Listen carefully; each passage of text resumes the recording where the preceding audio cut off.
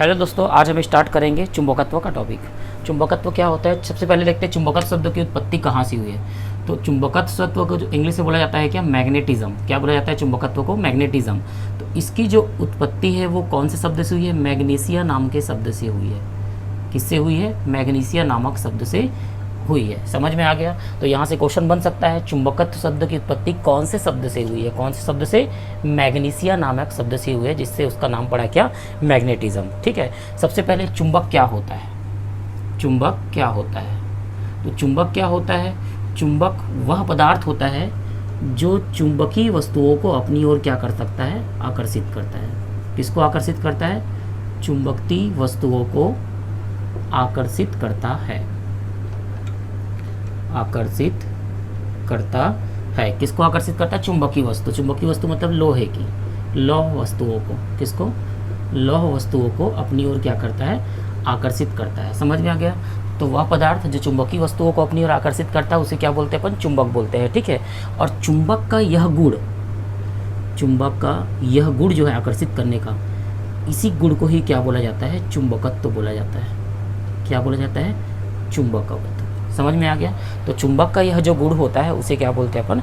चुंबकत्व बोलते हैं। और सबको पता है चुंबक कैसा होता है? इस तरीके से होता है ना। यहाँ पे दो बिंदु बनते हैं। दो बिंदु मतलब यहाँ पे सर्वाधिक होता है। क्या होता है? जहाँ पे चुंबकीय क्षेत्र क्या होता है? चुंबकत्व क्या होता है? सर्वाधिक होता है। चुंबक में दो ऐसे बिंदु होते हैं जहाँ पे चुंबकत्व क्या होता है? सर्वाधिक होता है। उन्हें बोलते हैं क्या? ध्रुव। क्या बोलते हैं? ध्रुव। तो चुंबक में कितने ध्रुव होते हैं? दो ध्रुव होते हैं। कौन कौन से? एन ध्रुव, और दूसरा कौन सा होता है? एस ध्रुव होता है। ठीक है, इतना क्लियर हो गया। तो जहाँ पे चुंबकत्व क्या होता है? सर्वाधिक होता है। क्या होता है? सर्वाधिक। तो ये ऐसा बिंदु होता है जहाँ पे चुंबकत्व सबसे ज़्यादा होता है। उन बिंदुओं पे या उन छोरों पे या किनारों पे, मतलब चुंबक के किनारों पे या चुंबक के किनारों के निकट एक ऐसा दो बिंदु होता है जहाँ पे चुंबकत्व क्या होता है? सर्वाधिक होता है। उन्हें क्या बोलते हैं? ध्रुव बोलते हैं। तो यहाँ से क्वेश्चन बन सकता है, जहाँ पे चुंबकत्व सर्वाधिक होता है उसको क्या बोलते हैं? ध्रुव बोला जाता है। तो एक होता है उत्तरी ध्रुव, दूसरा होता है क्या? दक्षिणी ध्रुव। नॉर्थ पोल और क्या बोला जाता है? साउथ पोल बोला जाता है। इतना क्लियर हुआ? ठीक है। अब इन ध्रुवों का अपना अपना क्या होता है? ध्रुव प्राबल्य होता है। क्या होता है?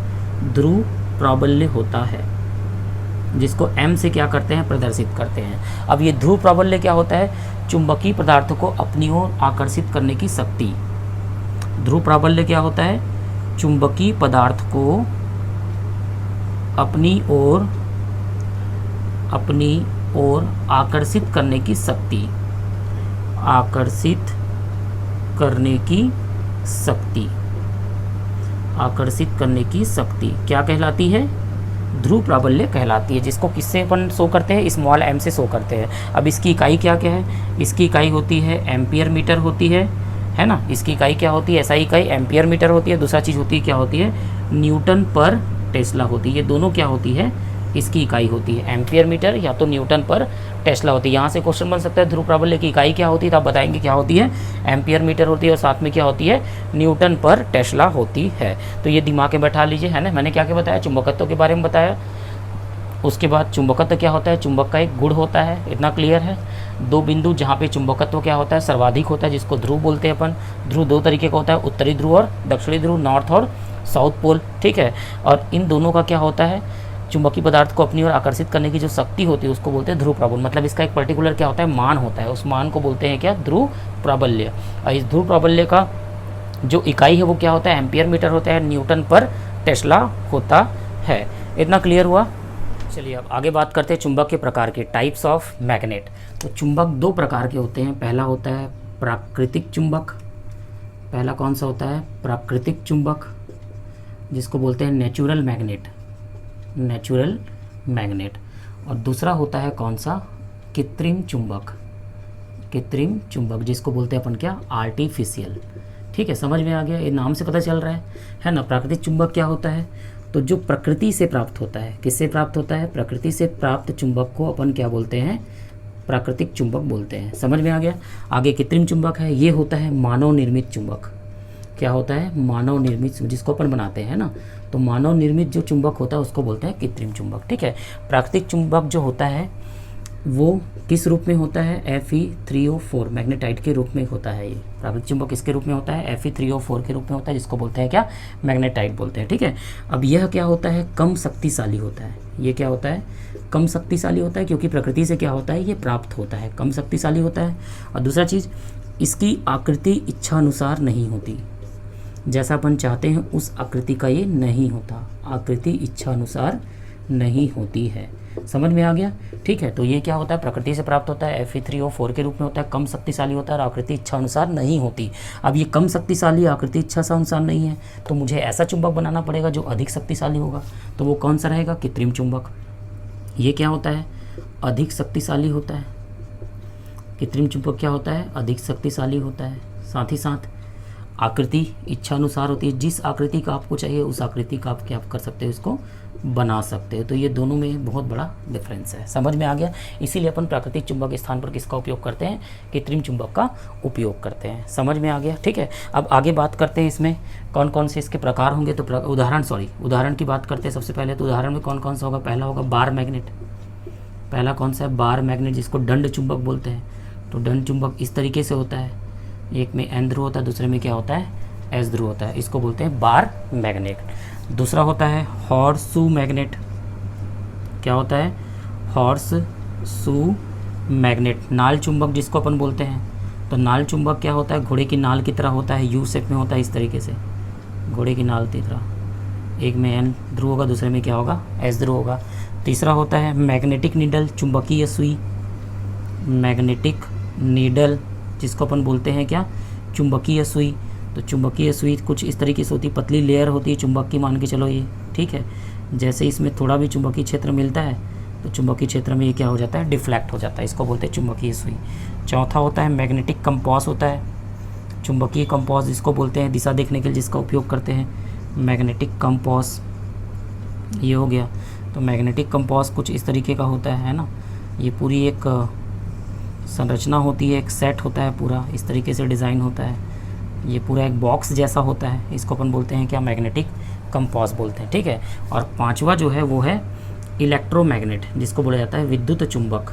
क्या बोला जाता है? विद्युत चुंबक, विद्युत के कारण चुंबकत्व उत्पन्न होना। ठीक है, तो इसमें इस तरीके से क्या होता है? तार लिपटे होते हैं, इसमें तांबे के तार क्या होते हैं? लिपटे हुए होते हैं। इसको बैटरी से क्या करते हैं? अपन कनेक्ट कर देते हैं। जब बैटरी से कनेक्ट करते हैं, अगर यहाँ पे धारा कैसी फ्लो हो रही है? एंटी क्लॉकवाइज फ्लो हो रही है। तो एंटी क्लॉकवाइज फ्लो तो ये वाले पे कौन सा ध्रुव बन जाएगा? N ध्रुव बन जाएगा। और इधर से देखने पे कैसा दिखेगा? क्लॉकवाइज दिखेगा, मतलब यहाँ पे कौन सा ध्रुव बन जाएगा? S ध्रुव बन जाएगा। तो ऐसे चुंबक को बोलते हैं क्या? इलेक्ट्रोमैग्नेट, विद्युत चुंबक। समझ में आ गया? चुंबक दो प्रकार के होते हैं, कौन कौन से? प्राकृतिक और कृत्रिम। ये प्रकृति से प्राप्त होता है, मानव निर्मित होता है, कम शक्तिशाली होता है, और ये क्या होता है? अधिक होता है। और आकृति इच्छा अनुसार नहीं होती, इसकी आकृति क्या होती है? इच्छा अनुसार होती है। कितना समझ में आ गया?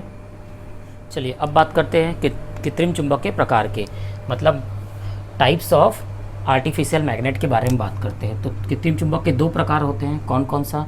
एक होता है अस्थायी चुंबक। क्या होता है? एक अस्थायी चुंबक, जिसको अपन बोलते हैं टेम्पररी मैग्नेट। Temporary magnet.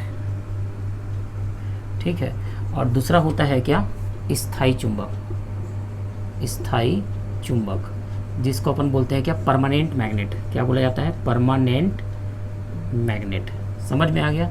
तो इस तरीके से देखा जाए तो कृत्रिम चुंबक के कितने प्रकार होते हैं? अस्थायी चुंबक, दूसरा होता है क्या? स्थायी चुंबक। दो प्रकार के होते हैं। अब अस्थायी चुंबक का जो चुंबकत्व होता है वो क्या होता है? अस्थायी होता है। क्या होता है? अस्थायी होता है। अब यहाँ पे देखिए, स्थायी चुंबक का जो पूर्ण चुंबकत्व होगा वो क्या होगा? वो स्थायी होगा। ये दोनों में सबसे मुख्य अंतर है ना। स्थायी और अस्थायी कैसे होगा? तो इसमें क्या है? जब तक आप धारा को प्रवाहित करते हो, जब तक आप धारा को प्रवाहित करते हो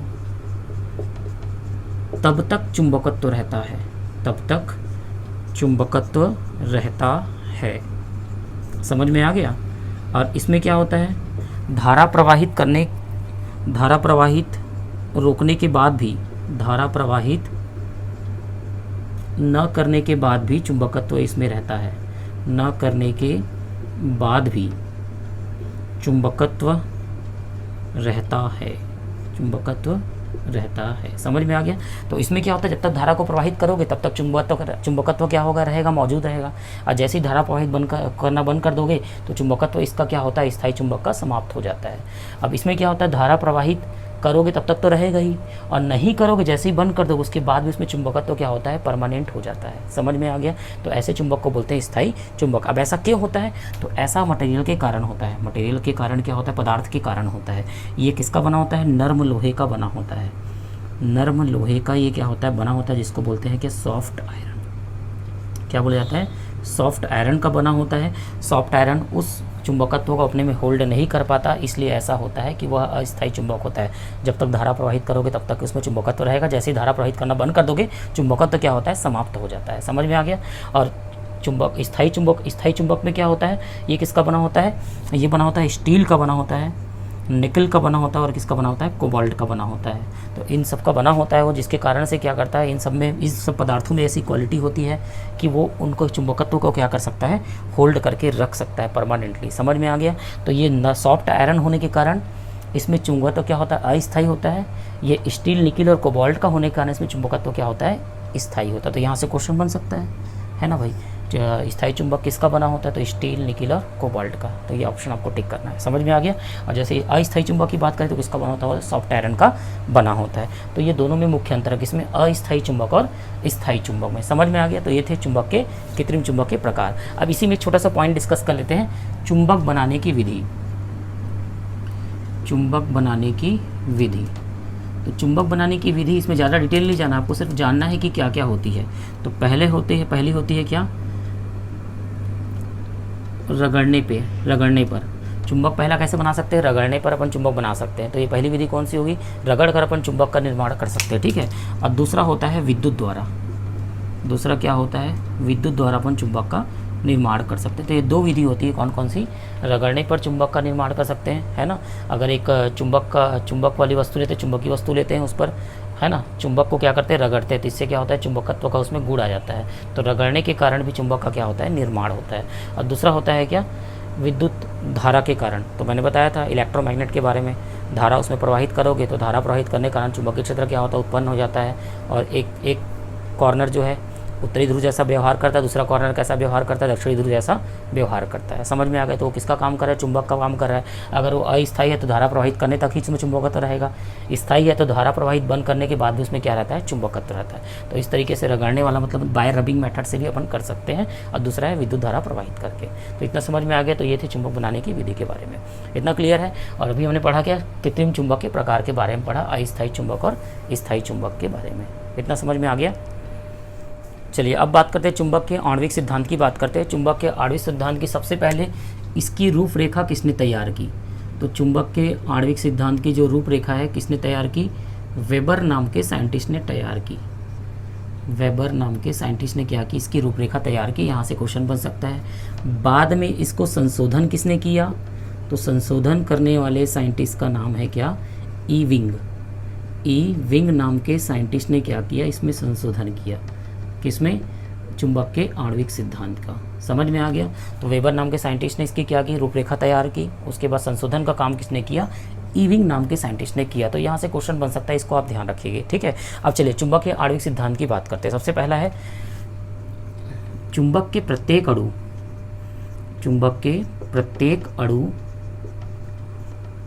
चुंबक जैसा व्यवहार करते हैं। मतलब इसका प्रत्येक अणु कैसा होता है, एक चुंबक जैसा क्या करता है, व्यवहार कर, चुंबक की भांति क्या करता है, व्यवहार करता है। समझ में आ गया, व्यवहार करता है। इतना क्लियर हो गया। तो पहला पॉइंट मैंने क्या बताया, चुंबक का जो प्रत्येक अणु होगा, चुंबक किससे बनकर बना होता है, अणुओं से मिलकर बना होता है। तो उसके जो अणु होंगे उस पदार्थ के, चुंबकीय पदार्थ के या चुंबक के, तो चुंबक के प्रत्येक अणु जो है कैसा व्यवहार करेगा, एक चुंबक जैसा क्या करता है, व्यवहार करता है। ठीक है। दूसरा, चुंबकीय अवस्था में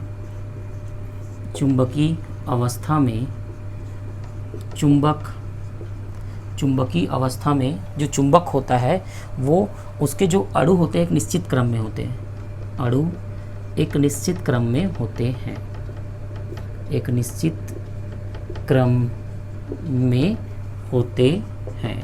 समझ में आ गया क्या बोलना चाह रहे हैं। तो चुंबकीय अवस्था में मतलब मैग्नेटाइजिंग स्टेट में क्या होता है, चुंबकीय अणु जो होते हैं, चुंबक के जो अणु होते हैं जिसको बोलते हैं चुंबकीय अणु, एक निश्चित क्रम में होते हैं। निश्चित क्रम में मतलब अगर मान लो ये कोई पदार्थ लेके चलते हैं चुंबकीय पदार्थ, तो उसमें अगर चुंबकीय अवस्था है तो उसके अणु जो एक निश्चित क्रम में होते हैं इस तरीके से NS NS NS NS इस तरीके से क्या होते हैं, मौजूद होते हैं। समझ में आ गया, एक निश्चित क्रम में होते हैं। तीसरा, अचुंबकीय अवस्था में, अचुंबकीय अवस्था में जस्ट उल्टा, चुंबकीय अवस्था से क्या आ गए, अचुंबकीय अवस्था में चुंबक के अणु या चुंबकीय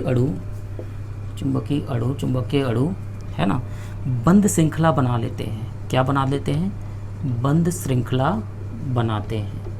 मतलब क्या होता है, ये इस तरीके से अगर देखा जाए तो बंद श्रृंखला मतलब इस तरीके से हो जाएंगे, ऐसा NS NS NS इस तरीके से बना लेंगे, या ऐसा बना लेंगे इस टाइप का NS NS NS इस तरीके से NS इस तरीके से बना लेंगे। तो ये होता है बंद श्रृंखला, मतलब अव्यवस्थित रूप से हो जाते हैं। समझ में आ गया। तो चुंबकीय अवस्था में कैसा होता है, एक निश्चित क्रम में होते हैं, सरल रेखा में होते हैं, और अचुंबकीय अवस्था में क्या होता है, बंद श्रृंखला बना लेते हैं। समझ में आ गया। और चौथा जो होता है वो होता है चुंबक को पीटने पर या गर्म करने पर, चुंबक को पीटने पर या गर्म करने पर चुंबकत्व समाप्त हो जाता है, चुंबकत्व समाप्त हो जाता है। क्योंकि ऐसा, इसमें क्या ऐसा होता है कि जब चुंबक को पीटते हैं तो जो अणु होता है वो कैसा होता है, एक निश्चित क्रम में होता है, और निश्चित क्रम से ये अणु जो है पीटने के कारण क्या होते हैं, अनिश्चित क्रम में आ जाते हैं। मतलब बंद श्रृंखला ये क्या कर लेते हैं, फिर से बना लेते हैं, मतलब इस शेप में आ जाते हैं इसके अणु जो है, NS इस तरीके से, NS इस तरीके से, NS इस तरीके से क्या होते हैं, श्रृंखला बना लेते हैं, बंद श्रृंखला। इसलिए यहाँ से चुंबकत्व क्या होता है, समाप्त हो जाता है। क्योंकि मैंने पढ़ा है अचुंबकीय अवस्था में चुंबकीय अणु बंद श्रृंखला बना लेते हैं। तो चुंबक को जब पीटोगे तो उसमें क्या होता है, चुंबकत्व समाप्त हो जाता है। तो चुंबकत्व समाप्त हो जाएगा तो वो क्या बना लेंगे, बंद श्रृंखला बना लेंगे। समझ में आ गया। तो ये 4 पॉइंट है, इसको आपको इसमें क्या करना है, याद रखना है। चुंबक के विनाश के कारण, तो चुंबक के विनाश के कारण की बात करते हैं। चुंबक के विनाश के कौन कौन से कारण हो सकते हैं। तो यहाँ पे एक कारण तो मैंने बता दिया, चुंबक के विनाश के कारण सबसे पहले पीटने पे बताया ना, पीटोगे तो क्या होगा, चुंबकत्व तो क्या होता है, समाप्त हो जाता है। ठीक है। दूसरा क्या है, गर्म करने पर, तो ये गर्म करने पर चुंबकत्व तो क्या होता है, समाप्त हो सकता है। तो पीटने पर, गर्म करने पर चुंबकत्व तो क्या होता है, समाप्त हो जाता है। घिसने पर है ना, घिसने से भी चुंबकत्व तो क्या होता है, समाप्त हो सकता है। चौथा, घिसने के बाद अपन ले सकते हैं इसको क्या, अलग, जैसे पीटने पर हो गया, गर्म करने पर हो गया, अगला कौन सा हो गया, घिसने पर ले सकते हैं। चौथा, यांत्रिक हलचलों के कारण, है ना, मैकेनिकल मूवमेंट कर सकते हैं, यांत्रिक हलचलों के कारण भी क्या होता है, चुंबकत्व तो क्या होता है, समाप्त हो जाता है। ठीक है। पांचवा, वायु में खुला छोड़ने पर चुंबकत्व तो क्या होता है, समाप्त हो जाता है, छोड़ने पर। तो ये कारण होते हैं चुंबक के विनाश के। समझ में आ गया।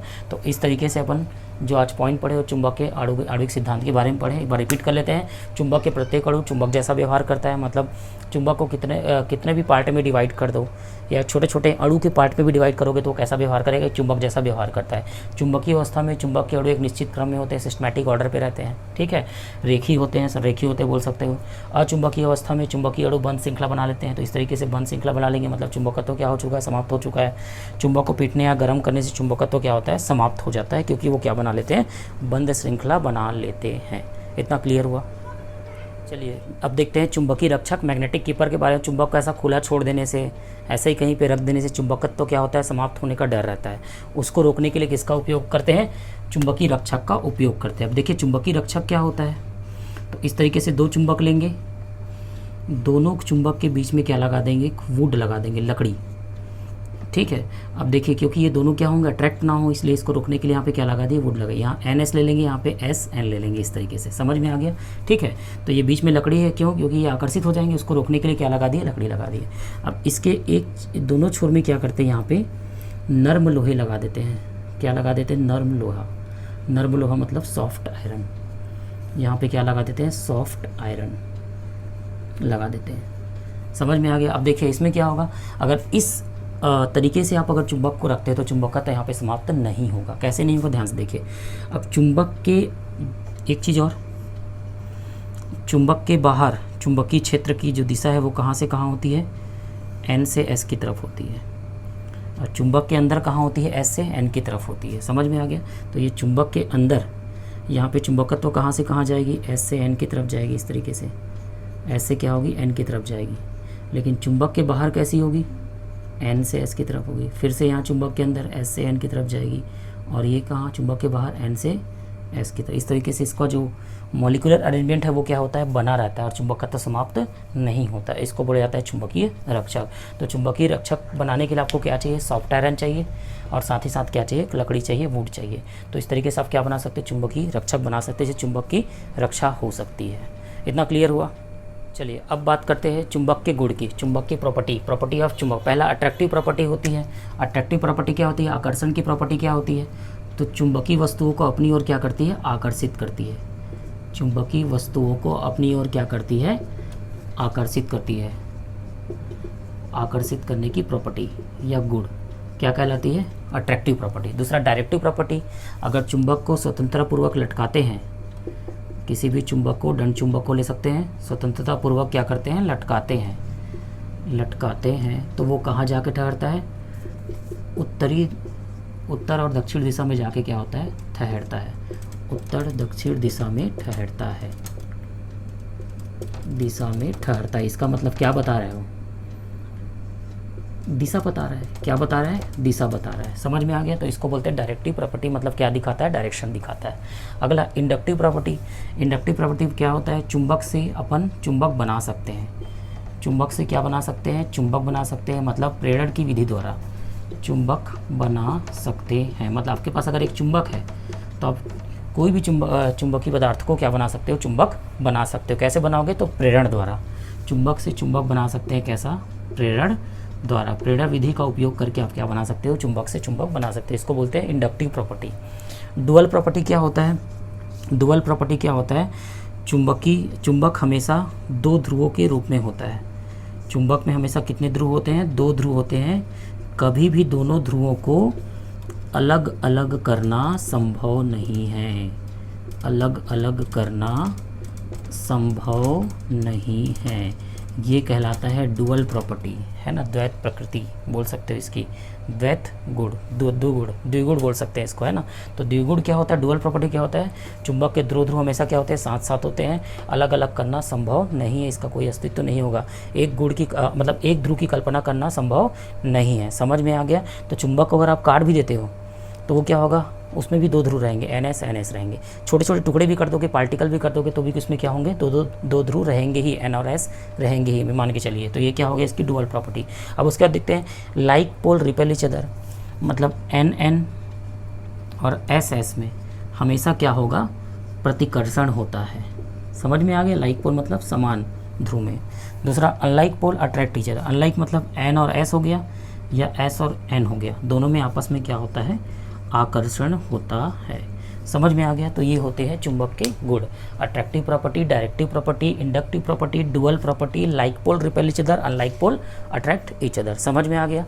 तो ये होते हैं चुंबक के गुण। इसको पढ़ लीजिएगा एक बार।